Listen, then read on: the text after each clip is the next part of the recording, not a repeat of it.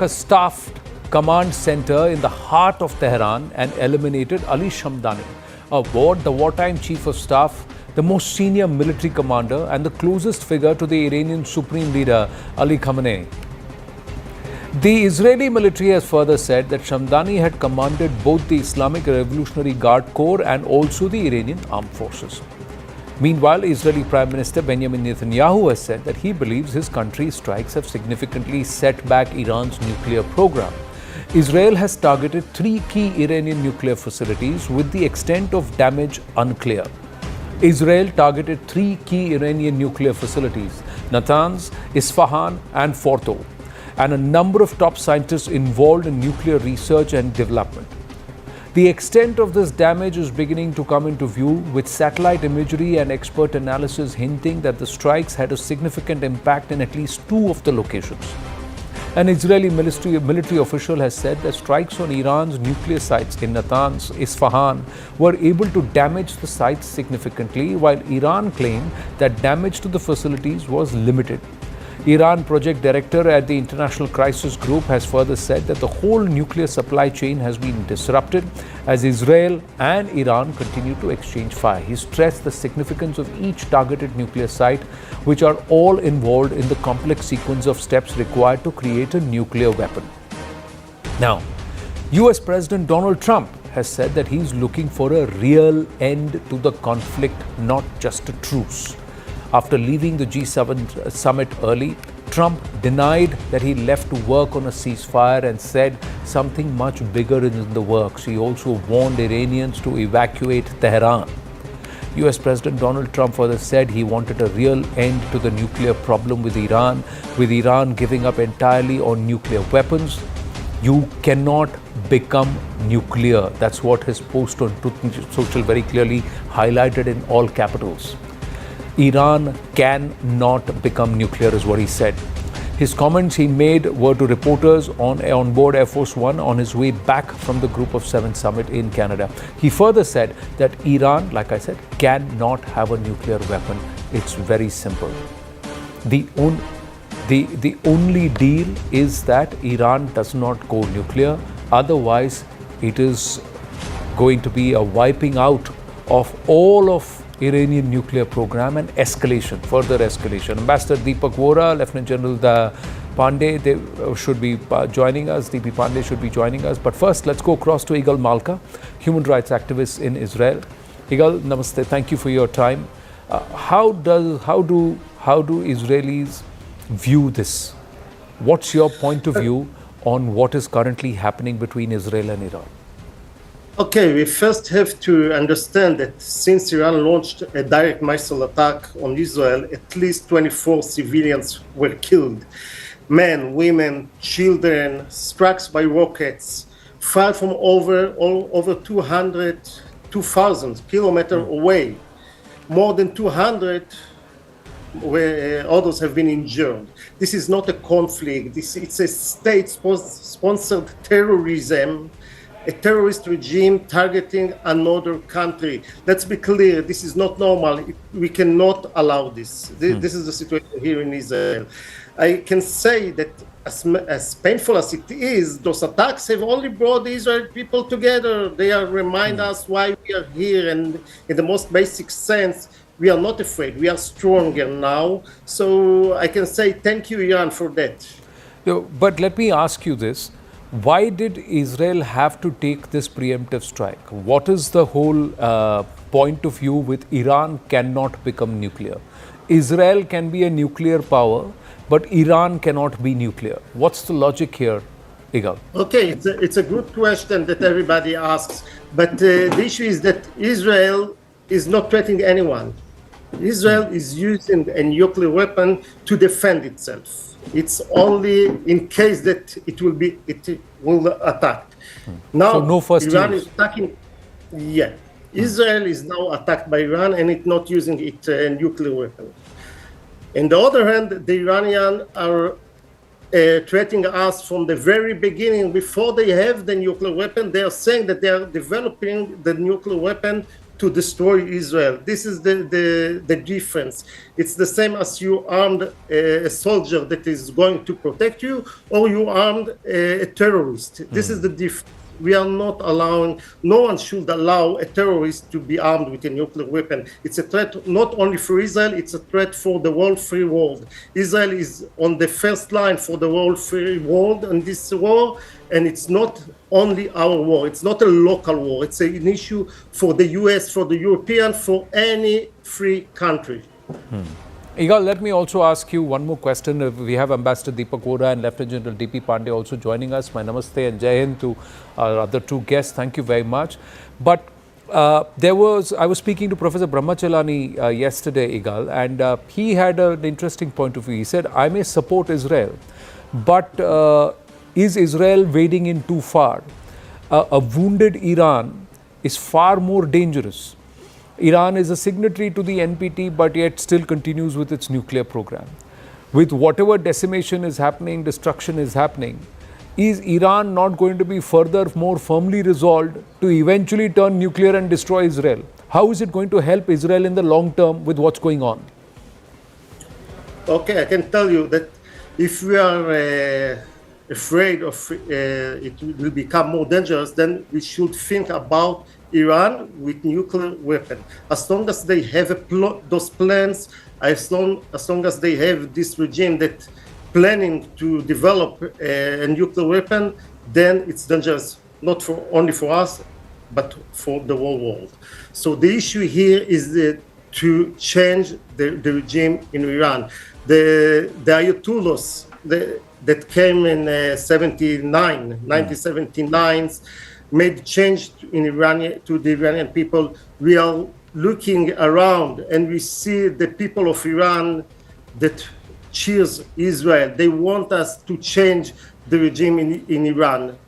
It should not end with any agreement. If you think that we can do an agreement that Iran will develop a weapon with limited options, then it's not going to be something like that. We have to throw them away, nothing else. But Ambassador Deepak Vohra, let's take the conversation forward. Now, Benjamin Netanyahu, the Israel Prime Minister, also said that Ayatollah Khamenei has to go. There has to be a change in the regime. Now, that's the only solution for this war to stop. Do you agree, disagree? Because they have been there for such a long time that 4 generations have come under them.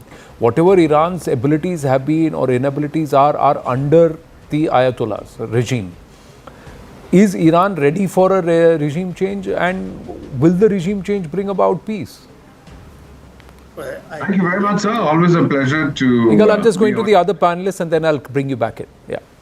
Yes, Ambassador Saab, go ahead. The other person who was speaking, and I see the Star of David behind him, it's the star I wear on my chest. Obviously Israeli. Yes. Our colleague, I didn't see the name. Yes, Igal Malka is an Israeli human rights activist. And joining us from Israel? Yes. All right. Well, sir, my name is Deepak Vohra. I'm an ambassador of India, and I begin by saying, Pizza Hanle Israel, sir. Our hearts are with you. I know what is happening. I have been in your country. I have passed through that area. So we were talking about the regime change operations and so on. Let me just put it this way. When I used to pass through that area in the 70s, I've been 52 years in diplomacy and counting. And I remember that there were direct flights between Tehran and Tel Aviv.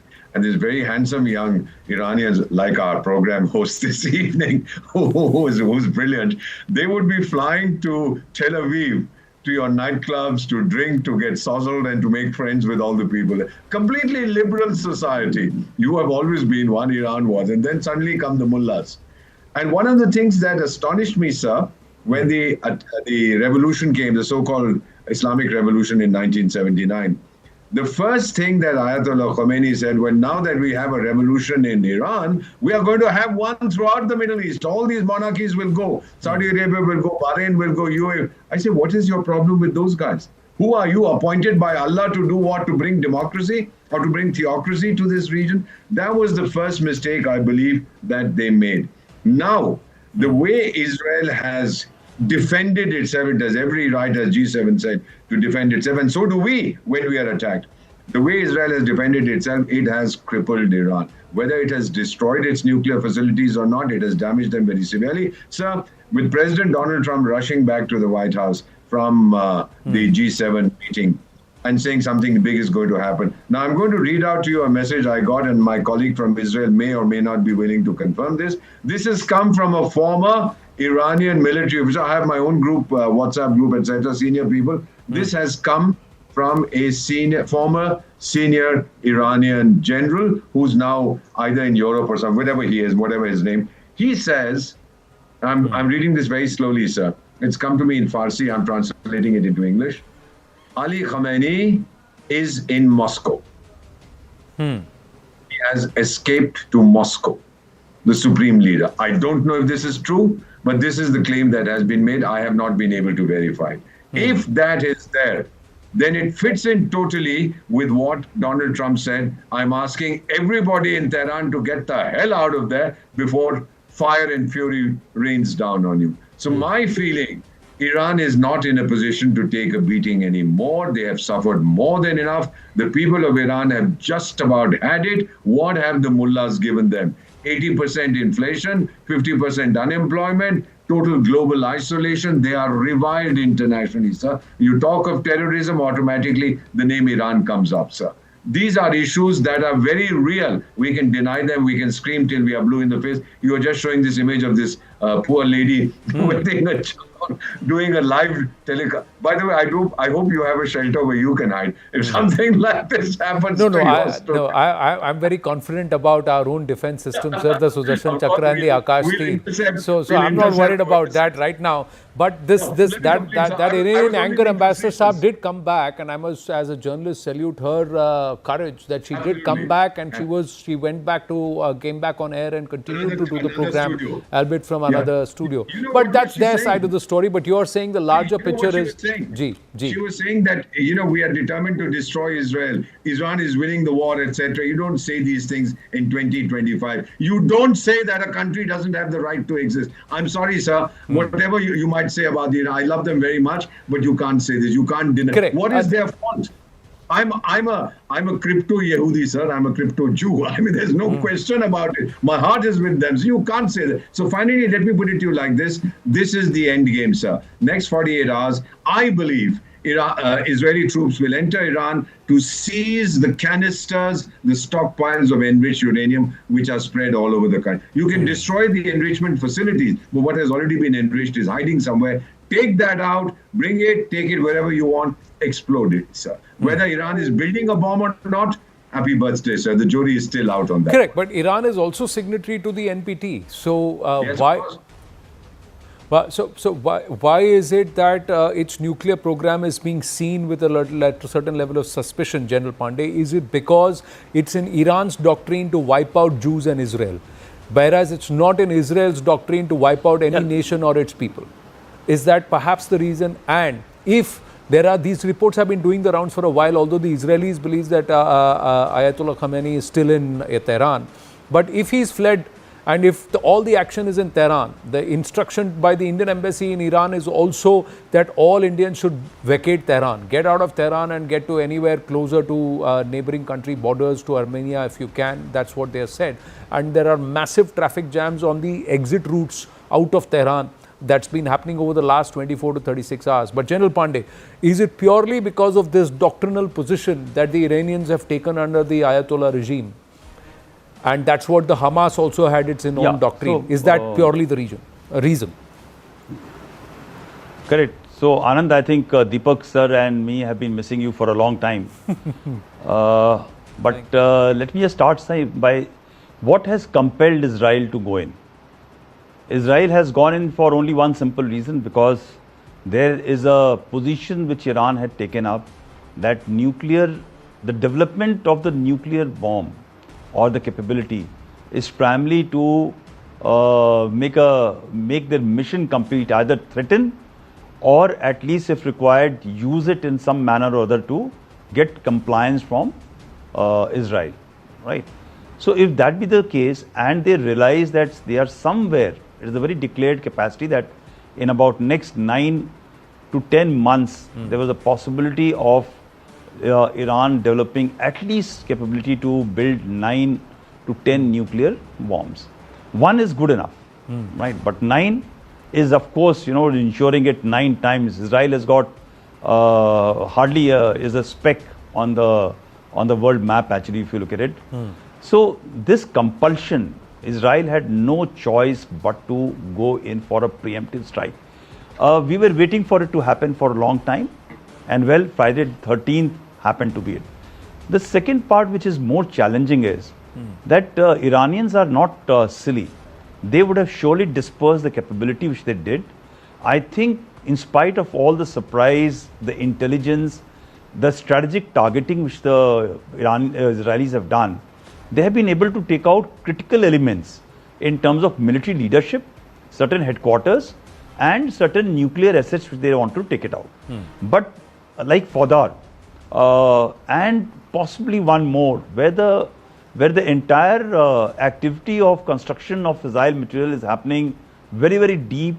The Israelis have the bomb, but they don't have the capability to deliver it, right?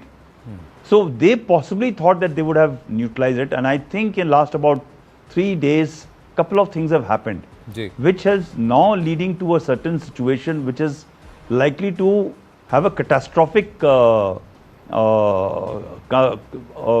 situation. What is it? The situation is that Iran has gone for an escalation in which possibly they don't have the capability to hit only military targets, and therefore they have started out to hit deliberate or no choice or by miscalculation, may not be good equipment. The Israelis are getting hit. Yes, civilians are getting hit. In the Israeli consciousness, if you hit the Israelis, a common citizen, then you are taking a chance. It's a strategic calculation which will go wrong for you. And I think what has happened yesterday, when these couple of critical civilian infrastructure and civilians have been hit in a massive scale, which is now being fought, and I'll come back to it later, by the Israelis and information warfare campaign, that has resulted in the staging forward of those couple of assets, the strategic assets from the US mainland to Europe. And that is a major signal what is going to happen in the next 24 hours. It may seek compliance of a ceasefire from Iran that behave, otherwise you're going to strike. And second is, they may go for, and that is a major strategic miscalculation I think Iranians are doing. As long as they keep on hitting Israelis' military targets, I think they'll be fine. But the moment you start hitting common citizens, you are pushing Benjamin Netanyahu to take some much more catastrophic action. And of course, Americans have got no choice but to assist. They may not participate, but they will fully assist in this next step, which is going to take place in 24 hours to 48 hours. Well, so that is one part. Second is, look at the challenge, 1500 kilometers, 1700 kilometers apart. Everybody has been talking of drone warfare, air superiority warfare. Israel may have 100 times better air warfare superiority, war fighting capability, but the changes are made on ground, right? Unless you have no ground force going in to intervene, and I don't think Israelis are looking for a war fighting at the ground troops, boots on the ground level. They were looking for a regime change which will happen, may not happen. Please understand what was highlighted again by you only. 4 generations. The hierarchy of the religious and the political leadership is very, very strong in Iran. They may run away, but the radicalization which has happened to at least 25 to 30% of population which is there is extremely strong. Unless they are able to get people from within to carry out a movement on the street which will change a regime. And if they got a card, Israelis and the Americans have got a card, I'm not very sure right now, but more it gets delayed, there'll be a challenge for them. Today, the sentiment, as long as you are hitting military targets, it's okay in Iran. The people may still support who are very, very unhappy with the present regime. But they have to look, you can't extend the war, you can't extend the hitting out on the people. Because every civilian target which gets hit is going to be a change. And the last point I want to just wind up is, information warfare has become the norm, in which there are 2 things that are happening now. Both sides, very interesting, okay. Israelis are showing civilian casualties. People are going to ask them that, so what about Gaza, right?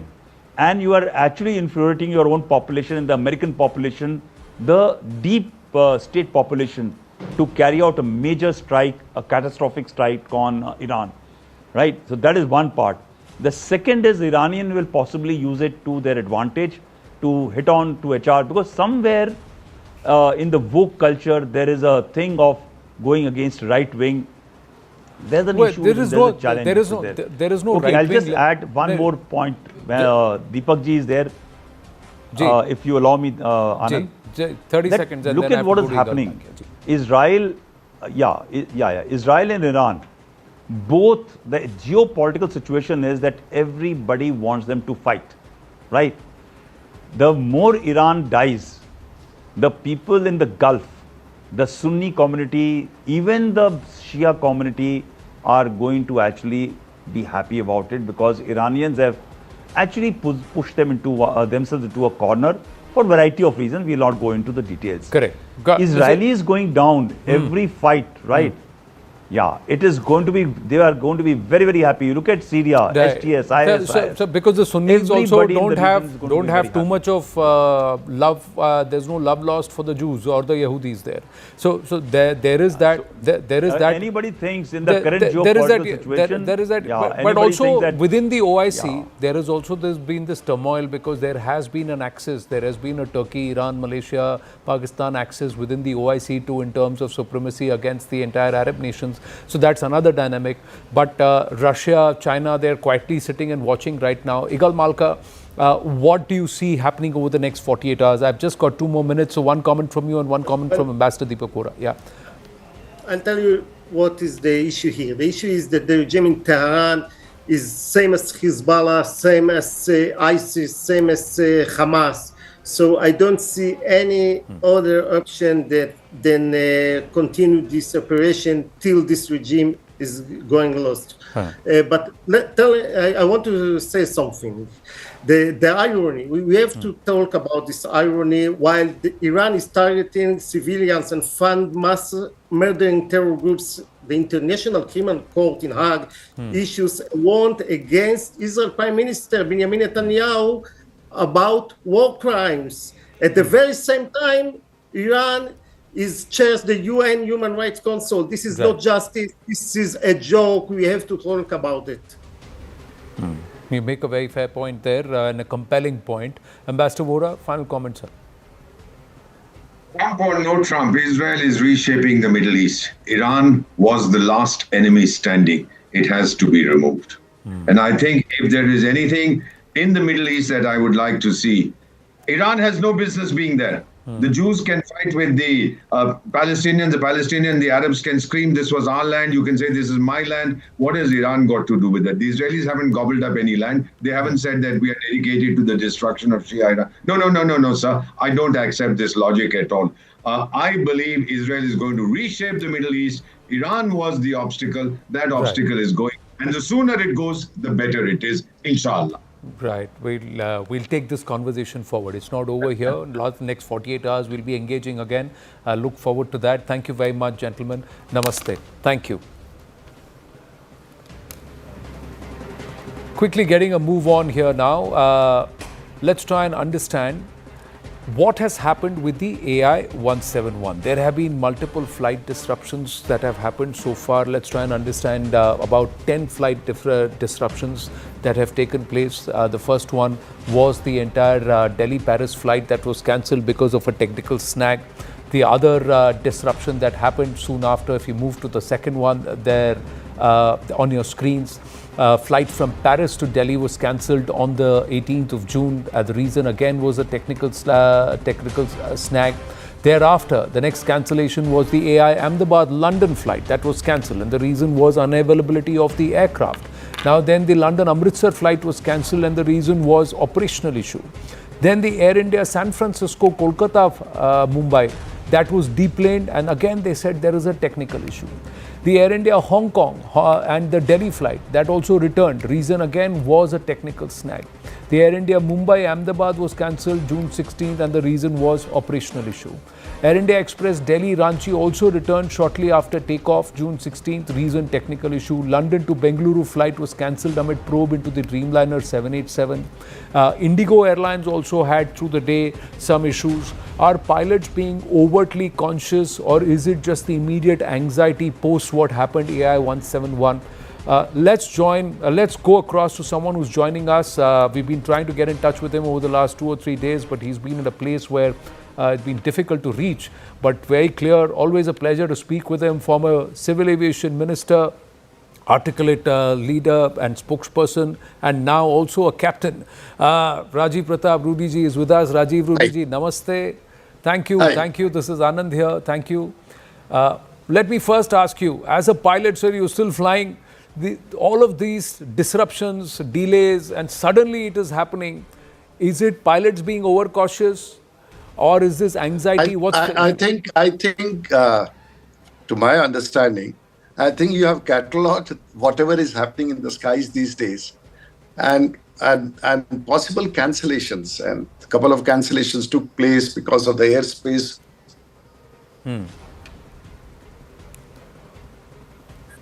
Closure and disruption between what was happening between. So I really do not know how many of you have catalogued.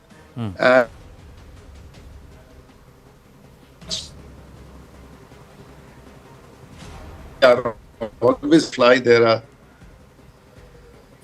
and those are permissible limits given by the manufacturing company, given by the DGCA. So I have to get into the details of so many flights being spoken and fly. So I will not be emotionally that to understand. I would not be able to make an outright comment that and were they all Air India flights, were they all 777s, whether they were 787s, well, all these flights which you are talking about, whether they were 777s, 787s, or the MAX or the 737s, which usually is there in the fleet. Or because you have talked about one particular flight of Indigo as well, so which is a 320 or a 321, which I am sure of, but I will not be able to exactly say that. Have you talked about all Dreamliners which fly international have reported this, or it is also the 777s which also fly international? So unless until you are able to give me a brief on that, I will not be able to make a comment on that as of now. I'm not getting into the specific make of the aircraft, but yes, the Bengaluru one was a Dreamliner. The AI 159, which was supposed to fly out of Ahmedabad, is the renamed AI 171. You would be able to explain to our viewers why a flight number is parked after a crash and there is a new label assigned. So that also did not take off. That was supposed to be a Dreamliner again, and they said that it was not a technical snag, but some check issues which were being routine checks were being done, and then they said because this airspace is closed, this the shortest airspace over Pakistan, Iran, and over Turkey, and then further into Europe. That airspace is closed, so the aircraft cannot do the turnaround and then come back. So you have to, and there is no replacement aircraft, so we have to cancel the flight. That's what they said. So can you explain this to us? The other thing, Captain Saab, if I may say that, address you thus. Is ये technical snag क्या है? Can you explain that to us? What comes under the realm of a technical snag?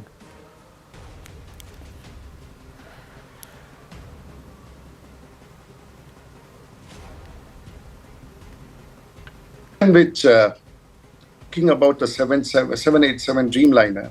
So if I'm not wrong, more than 800 aircrafts or maybe 700 aircrafts at this given point of time, which are 787 Dreamliners, are in air at this point of time. So if it was something very technically wrong with the very make of the aircraft, then I'm sure world over all these aircrafts would be equally affected, and there would be, coming back to it, the entire discussion has happened, and we have just two airlines in this country. Third, Akasa, I would not take much into reference. So one is Indigo and other is Air India. Possibly Air India has gone out and it's become Tata's owned airlines. And there could be issues, but nothing to affect the operations so much that all the aircrafts which are flying with Air India have to be stopped because it is not up to the mark. It doesn't happen in the aviation system like this. Most of the aircrafts which are flying are certified, are good to fly, and regular checks are there for every category of operations after hours, after certain duration. And if there are technical snags reported, it is only those technical snags which inhibits operations can bring the aircraft to a stand, or it will not be made operational. Otherwise, even if the latest and the most newest of aircraft, there could be certain snags, but there are permissible snags with which you operate, and that does not affect the performance of the aircraft or the safety of the aircraft. So unless until I have the papers with me related to these aircrafts, it would be unfair for me to make any comment. And I would still say that the aircrafts which are in air, whether it's 777, 787, 737s, or A320s, 321s, or which, they are quite safe. If one particular incident has triggered off so much of speculation that the aircrafts are not there and they're not fit to fly, it's slightly being unfair because they are in air. And overall, we shouldn't be apart. I shouldn't say that we are apart. But the makes of the Boeings or the Airbus, or for those matter, the Rolls-Royce engine, or for Pratt & Whitney engines or I engines, they are in air across the world. So I would not, unless until certain facts are there that Air India is cancelling A, B, and C flights for technical reasons, I must have to make a comment. It cannot be a general comment that all the aircrafts which are in air belonging to Air India are absolutely not fit to fly. Is an unfair call today. True. No, nobody is making that call. It's just the number of disruptions which have happened, and we just said, is it because pilots are being extra careful, or there's just some extra safety measures which are being put with certain aircraft which are a certain age, perhaps, or not, or certain things which were allowed to pass through small, which are being highlighted a little more now. No. Captains will never fly a plane which is unfit to fly, because they don't want to lose their license by flying a plane which is not certified or cleared for flying. So the captains will never do that. And at the same time, the captains would not ask a flight not to be operated because they have a whim to say that I will not operate a flight because I feel this way. Everything is on a piece of paper. Everything is certified. Everything is complied with. And no one in the airlines, whether it's the airlines or the pilots, asks you to do anything beyond which is the mandated operational envelope. So I don't think the arguments are true. But since you are giving figures that so many flights have been cancelled or brought back or grounded, I need to look at the papers before I can actually make a comment. So it will not be fair on my part. And I'm not an expert, by the way. I'm just a generalist who flies planes, big planes I fly, and possibly the only parliamentarian on the earth who flies big planes. So I'll just make limited comments to which I have an understanding. I'll not make a blanket comment, which I'm seeing now. Almost everyone, it seems, is talking about the Boeing company as if it is a company which is a rogue company. For years together, it has been flying. So all of a sudden, so possibly, I would not say, but everyone is giving their views on various points of the crash. So I thought I would be asked about this particular crash. So something which I had said earlier and something which I would like to add. I was coming to that only. Please continue, sir. My point. That's all. No, so on what's your take on AI 171? What do you think happened there? Because initially people tried to blame the pilots. They said those two pilots who collectively had more than 10,000 hours of flying with them, unki galti thi. So let's start from there, and then your take. Right. Yeah. So let's put it. What I learned that Captain Sabrawal had more than 8,000 hours of flying. So we cannot club the flying hours of both of them together. And the first officer had about 1,000 hours. It's good enough when he's been certified to fly that plane. Most of us are not clear about one aspect, that the concept of pilot who is the captain, the other pilot who is the first officer. So everyone believes that the pilot, the main commander, is the man who is flying, and the pilot who is a co-pilot does not fly. I would like to clarify, and many people have not explained it, that in an aircraft which is a commercial airline, there is no concept of the commander being the only person who is flying. The competency to fly the plane, whether it's 777, 787s, whoever is cleared from the left side, is equally competent to fly the plane because there is no concept of captain and co-pilot. Now it is called pilot flying and pilot non-flying. Suppose if I'm operating a flight from Delhi to Patna, there could be a commander who would be on the left side, but he would be the pilot non-flying, performing the duties of a pilot non-flying, and I could be a pilot flying with set of assigned duties, and both work in complement. The reason why we say that both the pilots have the competency to fly is that tomorrow, if the aircraft has taken off and the commander who is supposed to be a pilot, the boss, and if he has a stroke, the first officer cannot say that, look, I was a co-pilot, I do not know how to land back that aircraft. So it doesn't happen anywhere in the world. So one is a pilot flying and pilot monitoring. Both have equal responsibilities of different nature. And in the next sector, the person who was pilot flying can become the pilot monitoring, the other person can become the pilot flying. So the competency of both the pilots, of course, there is a senior person in the aircraft who is the commander, who is responsible for the flight. There could be two commanders in a flight with same seniority, but one is designated as the person in charge or as a commander. So this clarity has to be there. So the question of 8,000 hours, of course, who has 8,000 hours is more qualified, more experienced than 1,000 hours. So we'll leave it that. Right. So the next question which comes to the next question which you've asked is pilot error. Ji.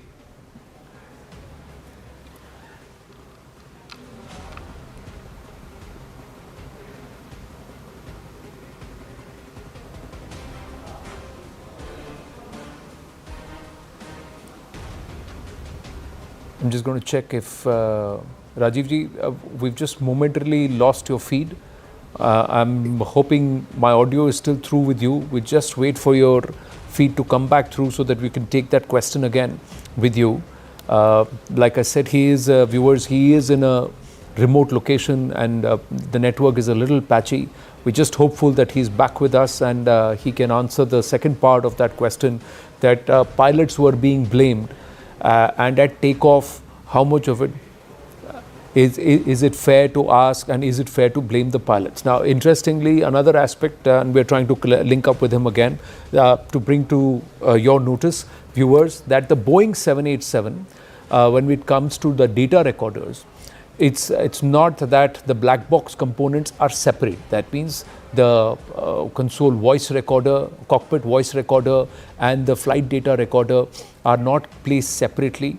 They are actually packed into one particular box, and there are two of them, one at the nose of the aircraft and one at the rear of the aircraft. Now, this image actually shows a standard aircraft where the cockpit voice recorder is at the nose of the aircraft and the flight data recorder is at the rear near the APU or at the tail of the aircraft. But in case of the Boeing 787, as per Captain Saurabh Bhatnagar and some of the books and the documents on the 787, it's got an advanced flight recorder, and there are two of them. So each advanced flight recorder has both the cockpit voice recorder and the flight data recorder. So there are two in the Boeing 787. Rajiv Rudiji is back. Rajiv Rudiji, we just lost you there momentarily. I was just explaining, and I'll come to that as far as the data recorders. But in terms of the pilot error and while takeoff, initially pilots were being blamed, and now then notice has gone towards the RAT being deployed and also the landing gear being in a particular position as if it was in the forward motion and then about to retract up, and that's where it was stuck. So those images have come in. Motor noise of the RAT being there, perhaps being employed, that is the ram air turbine. So your thoughts on that, please. Ji. First point, initially I had said that, look, the aircraft does not follow the skies. It has to, maybe it is the weather which can bring down that aircraft. Maybe it's a mid-air collision which can bring down the aircraft. Maybe it is the engine failures which can bring down the aircraft. And of course, sabotage which can bring down that aircraft. So a couple of these things were there. So I ruled out about weather because it was not there. I ruled it out that it was not because of sabotage. I ruled it out because, and then fifth one is the human failure, which is the captain's failure. Now, coming back, initially what we thought, because we saw the landing gears down. So you see this aircraft with 220 tons or 230 tons with 60, 70 tons of fuel include and 9 hours of flight. is at a the critical takeoff point is the maximum speed the power which would be required to lift the aircraft. And I think the calculations which we do on the electronic flight pack, we fix up the rotation speed at which the aircraft leaves the ground. So that is a 2.5-degree rotation. That is the critical point when the aircraft comes out. The first action for a pilot when the aircraft comes down is to reduce the drag of the wheels, which is a huge one for a 787. So the moment you start coming up, they say positive climb or whatever is the call in the 787, say gas up, and then you pull the lever in front and the gas withdraw.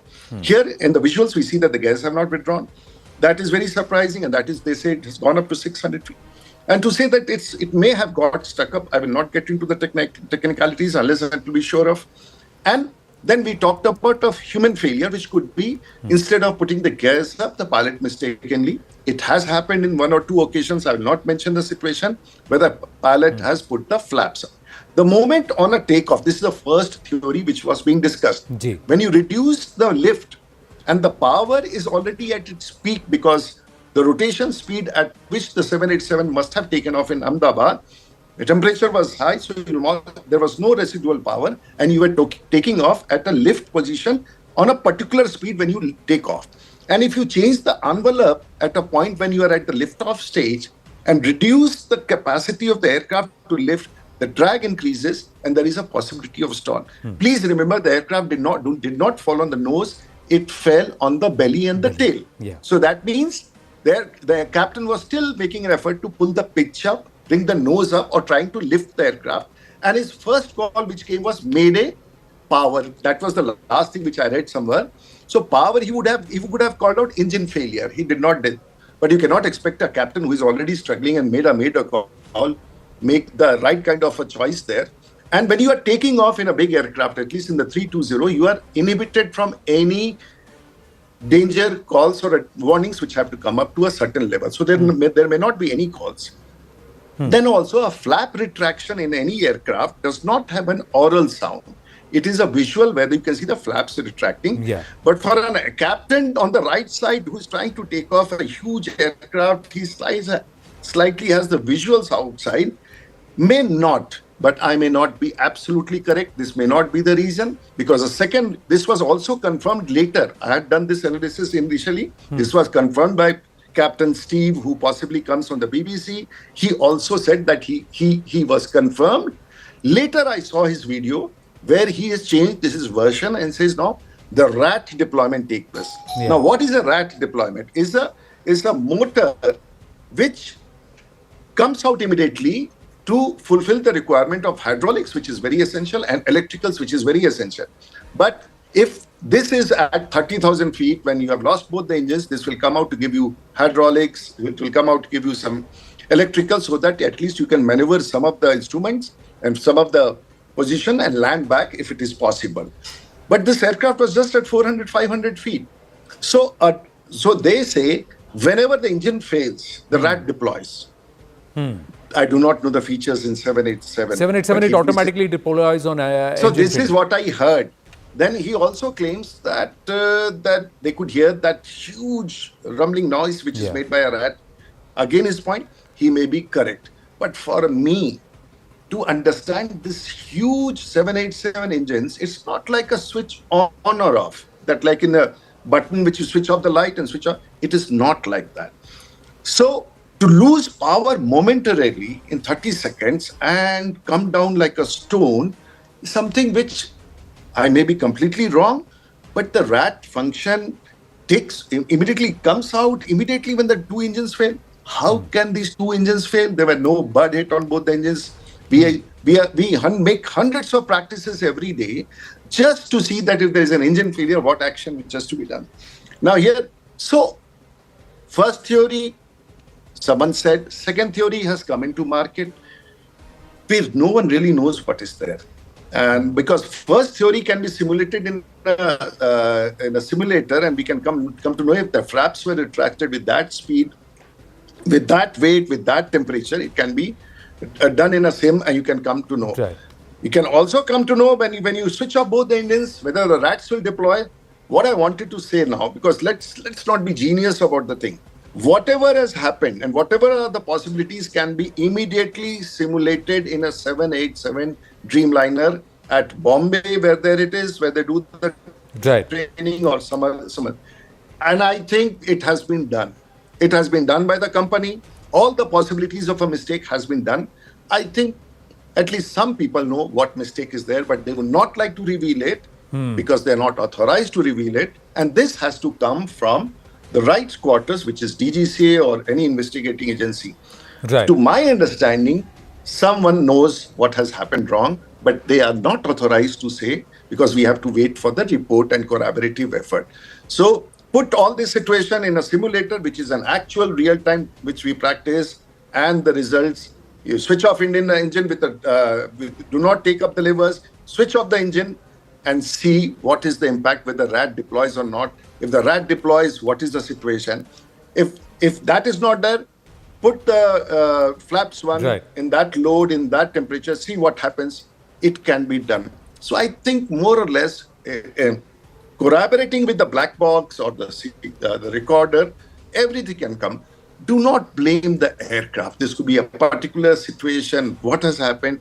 And now the blame game of making almost every aircraft which is flying in the world, as far as Boeing is concerned, is supposed to be a danger, which is not fair for the passengers and the people. So that's my viewpoint. Nothing more to add. I'm not an expert.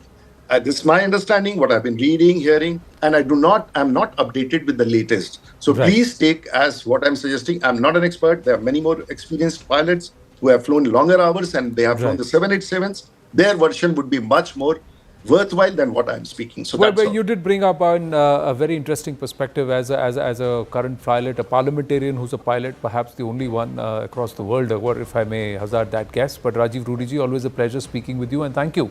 Thank you for your time, and thank you. Bye-bye. Bye-bye. Take care. Bye-bye. Bye-bye. Now give edge to your investment and trading journey with the all-new Money Control Super Pro. Explore Alpha Generators, one of the Super Pro's super feature, and get live trading and investing ideas from SEBI-registered research analysts like Ambarish Baliga, Nuresh Mirani, and others. Get your investment superpower today. Subscribe now. Amidst all that is happening around us, one of the important data points which has actually seemed to escape the people and common folk, we wanted to bring it front and center, is the drastic and staggering drop, if we may say, strikingly surprising. These numbers are absolutely unbelievable. In the poverty rates in Bharat, viewers, between 2011-2012 till in the last 10 years, if we were to say 2022-23, so there has been a significant drop from 53.6% to 16.4%. That's the drop in just the last decade in the higher poverty numbers. And in the extreme poverty numbers, it's dropped from 12.2% to 2.2%. Joining us now is Sri Gaurav Vallabh. He has just been newly inducted into the Prime Minister's Economic Advisory Council. He's a professor himself. He's been an ardent follower of economic policy and economics, along with being a very well spoken spokesperson. And for different parties, who's done his job fantastically. I've got immense respect for him. Gauravji, namaste. Thank you very, very much. Namaste. How would you read these numbers? This has been released by the Ministry of Statistics and Program Implementation, and I'm quoting from that, and we'll come to the some parts of which are the states which have shown. But for this number from 53.6%, when we define higher poverty, it's been defined as they live on about $3.2 PPP or less than per day. So that's their purchasing power parity theory, which is about $3.2. $3.2 Indian cents में करेंगे करीब आप पकड़ लीजिए 200-250 रुपए 300 रुपए पकड़ लें 250 रुपए पकड़. So 250 rupees, who are earning 250 rupees per day, that is about 6,500-7,000 rupees per month. That was the higher poverty. Is that how we should look at it? Anandji, first of all, we have to understand the numbers, why these drastic reduction in poverty had come. What are the reasons? one has to understand that in last 11 years, if we eliminate 2 years of corona when we had a negative GDP growth, and then we have a recovery where a very high GDP growth, because these are abnormal years, we eliminate that, in last 11 years, our average GDP growth was 7.1%. Okay. And average inflation in the economy in last 11 years, including the corona years, was around 4.2, 4.3%. I'm talking about CPI. So high growth, low inflation, and with a sustained, dedicated effort for the poverty elimination and eradication. I will give you 4-5 examples. When we say that our infrastructure spending got increased, or capex in the budget got increased from 2% to 3.1% of GDP, where it goes? It goes in the construction of new roads, it goes in laying down the new rail network, it goes for the electrification of the existing rail network, it goes for the construction of the new ports, and that is evident in the data. Like the road network, the increase in national highway in last 11 years is 55,000 kilometers. 55,000 kilometer नए road जुड़ी है. As far as the new rail networks are concerned, the increase in the new rails were 31,000 kilometers. New rail network was added in last 11 years. As far as the port turnaround days is concerned, it is 0.9 days, less than the developed nations and Singapore. As a result, our World Bank's logistic index, our rating got improved by the 16 spot points in last 11 years. And now coming to the very dedicated effort for the poverty eradication, I will say these are the 3 primary pillars of getting this data. Number 1, 50 crore Ayushman cards for having the health for up to 5 lakh rupees of the health spending. Number 1. Number 2, the tape connection, the fresh water tape connection were 3.23 crore in 2014, which got increased to 15.6 crore in 2024. And last but not least, 10 crore new toilets were constructed under the Swachh Bharat Abhiyan, and 9 crore new LPG connection. So quality of life is got improved. The extreme poverty eradication had come. 27 crore, and to be precise, 26.9 crore people had come out of the extreme poverty as per the World Bank data. So this had happened because of the dedicated delivery in those sectors. Okay. But there are 2 ways to look at it. One, that इतने सारे नलके लगे हैं, इतनी सारी सड़कें बनी है, तो कहीं labor has been involved. So the labor would have been paid. तो उनकी आमदनी has gone up. Their income would have gone up. Because if there is so much infrastructure work that has been laid, people would have been employed, and there would be money that would have come. The other point, Gaurav Vallabhji, is this entire food security aspect. That nearly about 80 crore people are getting food security, and they've been assured food security for another 5 years. How much of that makes a difference? That if you take away this food security net, कि हर महीने 5 kilo आपको ration खाने का और along with that आपको मिल रहा है, if you take that out, will these numbers then suddenly change? See, Anandji, a lot of people used to criticize this, but in a country like India, I personally feel, as a student of economics, I personally feel what is wrong in that. If we are helping the people of the country to improve the quality of life, we are giving good health service to them with Ayushman.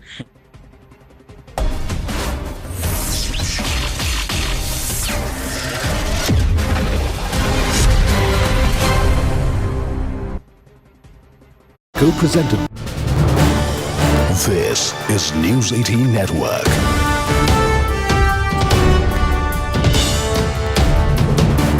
India's largest news network.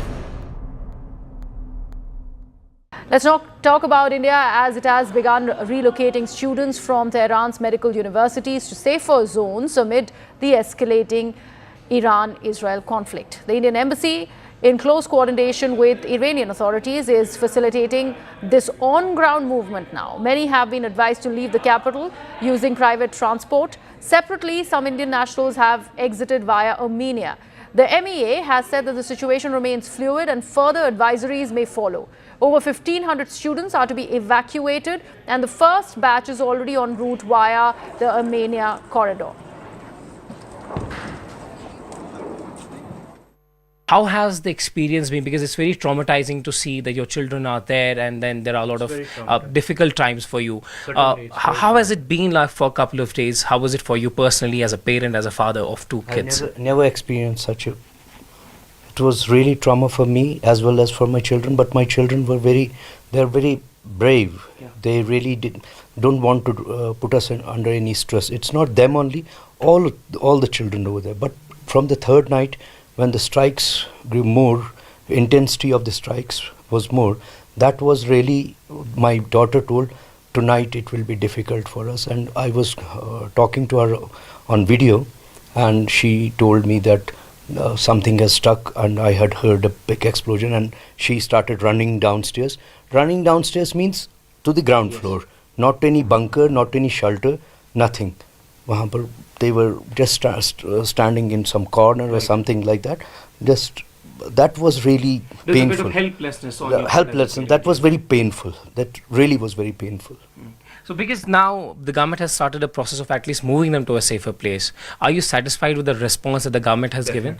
Definitely, we are satisfied. We all, not me only, all the parents, majority of the parents have said, really, now they are relieved, little bit, partially relieved, and they have been lodged in some hotels.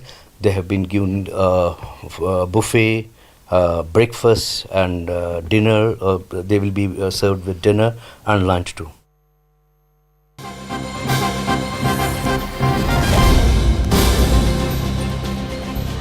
And we're getting more updates on Indian students being evacuated from that Armenia route from Iranian universities. Remember, many of the medical students who are studying in Iran, in Iranian medical universities, also belong to the state of the Union Territory of Jammu and Kashmir. And that's why that conversation that my colleague Ishan was having with one of the parents there, they are worried for the safe arrival of their kids, of their wards, and now we are putting out these latest visuals of the Indian students who are being taken out of Iran through the Armenia route. My colleague Siddhant is with us on the broadcast. Siddhant, here we have already spoken about how the Indian Ministry of External Affairs has in fact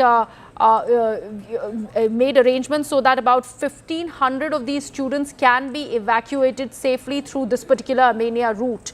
But what is the exact number of Indian students who are studying in Iran?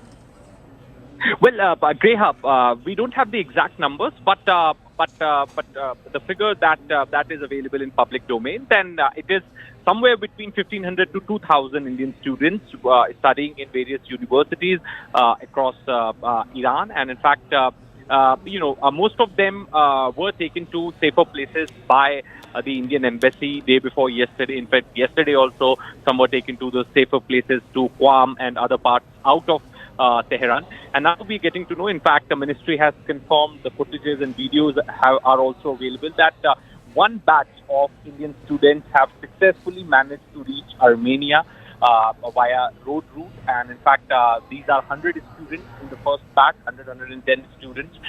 Ministry of External Affairs has confirmed this officially. There is a control room which has been set up at Ministry of External Affairs' headquarters. 4 helpline numbers have also been issued. Ministry has asked the Indians, those who have their businesses in Tehran, those who have the transport facility to move out of the city and go to the safer places. So this is an advisory which has come because right now the priority for the government of India is to evacuate the students and pilgrims first. And that is exactly being executed. A first batch has already reached. We could expect more students to reach Armenia in days to come. In fact, the other routes are also being explored, especially shipping route to UAE. In fact, Foreign Minister Jaishankar yesterday spoke to Emirati counterpart, and we've been told that that particular discussion was to seek the help of UAE in getting Indians evacuated. So, India is using all its diplomatic might to get help from the neighboring countries of India.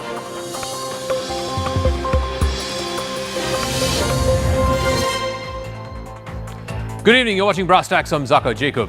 It's going to be close to a week now since the crash of the Air India flight 171 from Ahmedabad to London. Now, in the aftermath of that crash, Air India is being extra cautious. Or more accurately, Air India pilots are being extra cautious. More than 10 flights have been cancelled just in the last 48 hours. These include the Ahmedabad-London, the very first flight in this sector after the crash last week, the Delhi-Dubai flight, the Delhi-Paris flight. Yesterday, there was the San Francisco to Mumbai via Kolkata flight that stopped in Kolkata and its left engine. There was a major problem there, and that, of course, led to a lot of delays and confusions for the passengers. More than half of these 10 flights happened to be 787 Dreamliners, the same kind of aircraft that crashed in Ahmedabad last week. So the question is twofold. Yes, it is important to be cautious. It is important that pilots have to be cautious and they have to only ride those planes which are 100% airworthy. Why wasn't similar caution being expressed